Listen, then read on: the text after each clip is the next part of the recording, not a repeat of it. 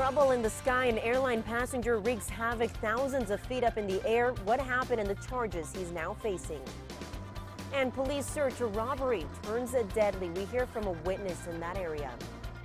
Plus, a meeting of leaders. President Trump comes face to face with his Russian counterpart. What was on the table?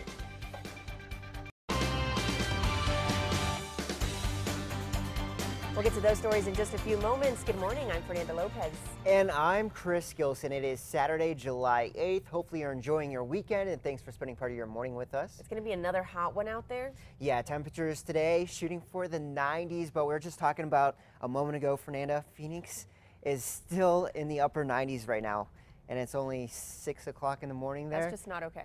No, they can't even dip below 100 degrees. It's tough for them to do that. Here in Albuquerque, though, we're sitting at a more comfortable temperature of 73 degrees. Winds out of the east-northeast at 6 miles per hour. We did have those showers and thunderstorms last night across the higher terrain into the western half of the state. Those showers have come to an end, and we'll see another round of some afternoon and evening storms with Albuquerque and Santa Fe seeing that chance for some storms later on today. 50s to start for your Saturday morning in Taos, along with Durango, 66 in Farmington.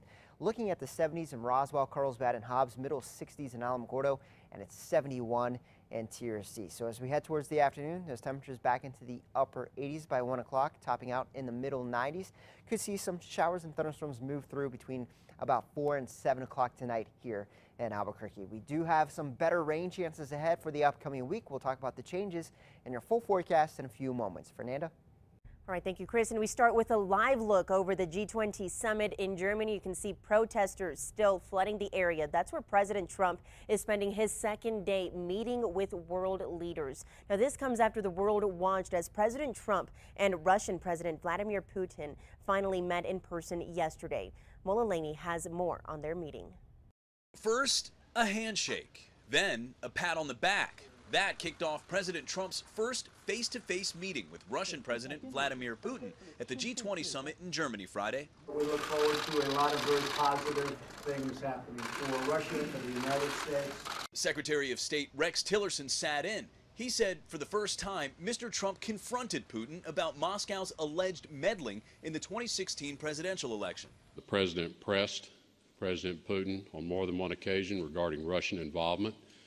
President Putin denied such involvement, as I think he has in the past. But Russian Foreign Minister Sergei Lavrov took a different stance, saying President Trump accepted Putin's denials and told him some Americans are fueling stories of Russian meddling. Here at home, congressional leaders weighed in on the meeting, some expressing dismay. Senate Minority Leader Chuck Schumer said in a statement the president has an equal obligation to take the word of our intelligence community rather than that of the Russian president. It comes as no surprise to me that Vladimir Putin would deny what we know they did.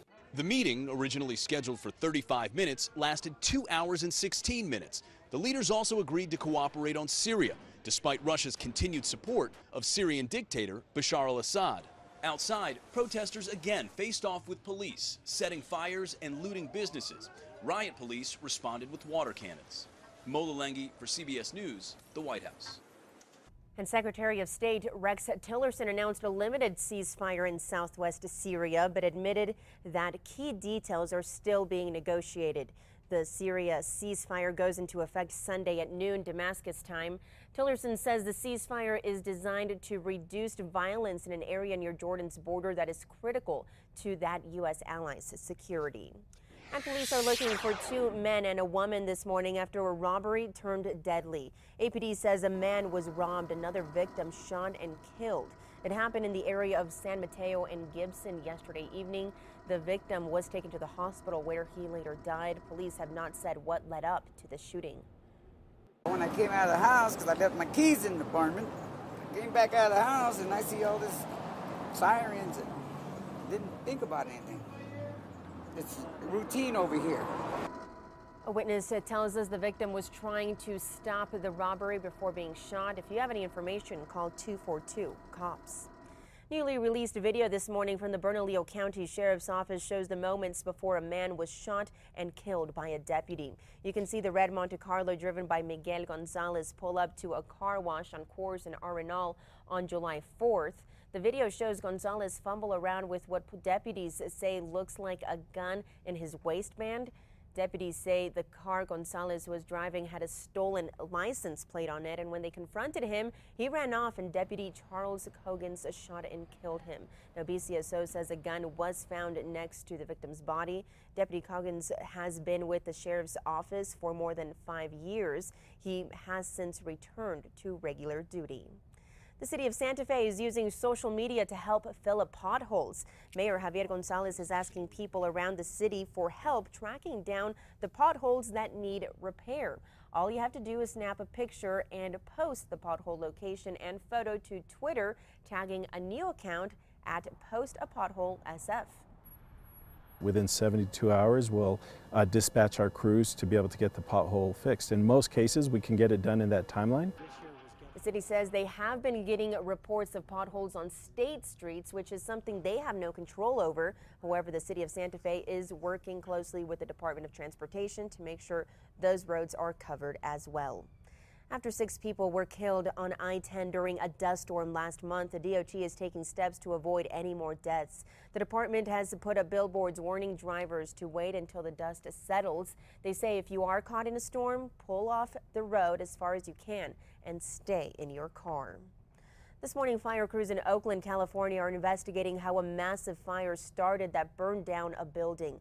An apartment development under construction in uptown Oakland suddenly erupted into an enormous fire. A crane took on heat, which caused it to spin wildly. The scaffolding collapsed into the street below, prompting urgent evacuations at nearby buildings. Officials are saying it's miraculous there were no deaths or injuries. An airplane passenger is facing up to 20 years in prison this morning after he tried to enter the cockpit of a Delta flight. The 23-year-old suspect also allegedly assaulted a flight attendant in the first-class cabin. And we could see the scuffling going on. One of the flight attendants ran back, and so there was a code 3. There was a serious fight up front. Authorities say a flight attendant broke at least 1 bottle of wine over the head of the passenger trying to contain him. 2 passengers and a crew member were injured. The flight returned to Seattle under military escort. Once the plane was on the ground, police took the suspect into custody. He's charged with interfering with a flight crew. Driving dreams destroyed. Up next, the teen twins who say thieves took off with their new ride before they even got a chance to drive it. Plus, sharing his story more than 50 years since he fought in Vietnam, a local veteran pens his experience, what inspired him to release a new book.